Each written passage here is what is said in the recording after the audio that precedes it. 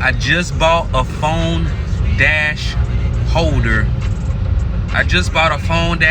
So what's gonna happen is it's probably gonna be set up right here, and that's gonna be amazing because I'm in my car a lot, and I know I use amazing a lot, the word amazing, and it kind of deflates the value of amazing. Like, if I ever saw God descending on high, what would I call that? If just getting a phone dash, a holder for my phone camera is amazing.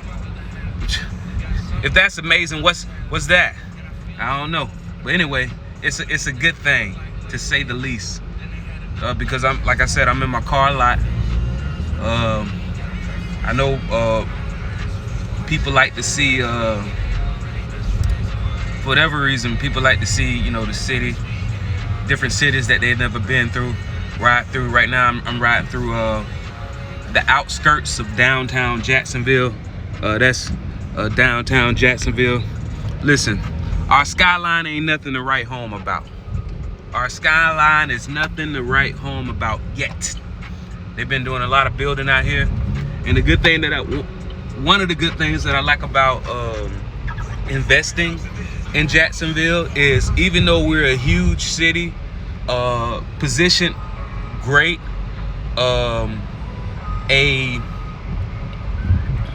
a dock city. I don't know if I'm using that right. Basically, a city that has a shoreline to where a lot of cargo is coming in. Biggest city land-wise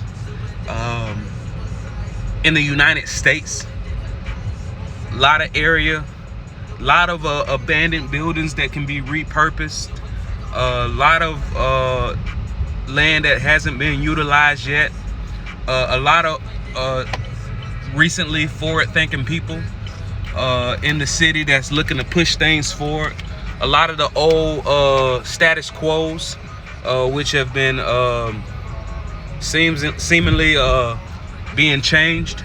A lot going on, but like I said, one of the things that I like about it is Jacksonville. In my opinion, Jacksonville is like a good, as far as, what's the word? They're like a good 10 years behind a lot of major metropolitan cities. So what does that mean? How many of you wish that you could have invested in Netflix or Amazon or Google or whatever 10 years ago?